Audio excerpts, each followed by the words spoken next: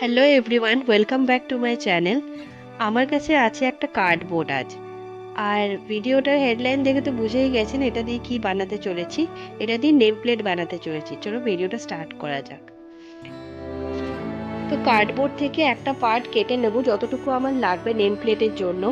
Hand ক্রাফটিংটাও আমার খুব শখের একটা কাজ, যেটা আমি একটু টাইম পেলে আমি সেটা করে থাকি। পুরো পার্টটার ওপরে ফেভিকল খুব ভালোভাবে লাগিয়ে দিতে হবে, একদম মোটা করে। তার উপরে আমরা একটা টিস্যু পেপারকে রাখবো। দেখতে গেলে আমাদের সবারই কাছে একটু আধটু ফ্রি টাইম থাকে। তো সেই টাইমটা যদি কাজে লাগাই আমরা এরকম ক্রিয়েটিভ কিছু কাজে, তাহলে আমাদের বাড়ির জন্য কিছু না কিছু হোম ডেকোরেটও হয়ে যায়, আর আমাদের মেন্টাল পিসটাও ভালো থাকে। ভালোভাবে সব দিকে গ্লুটা লাগিয়ে নেবার পর এর উপরে একটা টিস্যু পেপার রাখবো।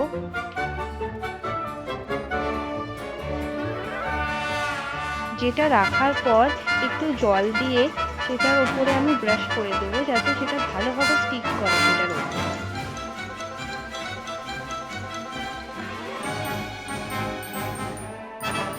টিস্যু পেপারটা লাগালে কার্ডবোর্ডের লুকটাই চেঞ্জ হয়ে যায়, এটা দেখতে কিছুটা উডেন লাগে। তো এরপরে আমি আমার পছন্দ মতো একটা কালার এর ওপর করে নিচ্ছি, ফেব্রিক কালার। তোমরাও নিজেদের চয়েস মতো যে কোনো একটা কালার করে নিতে পারো।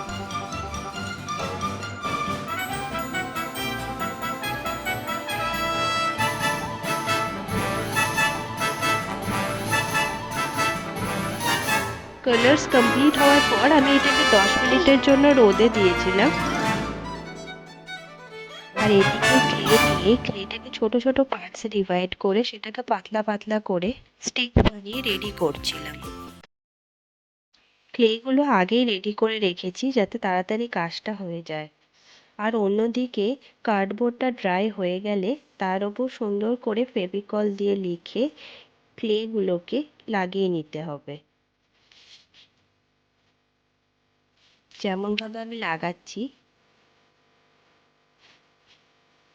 আমি এখানে একটা একটা করে ওয়ার্ড ফেভিকল দিয়ে লিখে তার উপরে ক্লে লাগাচ্ছিলাম।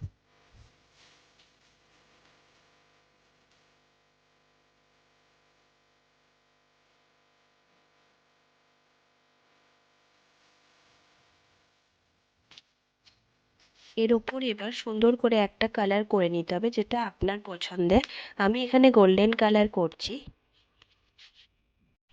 একটু রং যদি সাইডে বেরিয়েও যায় সেটা ফিনিশিং এর সময় আবার ওটা ঠিক করে দেওয়া যায়।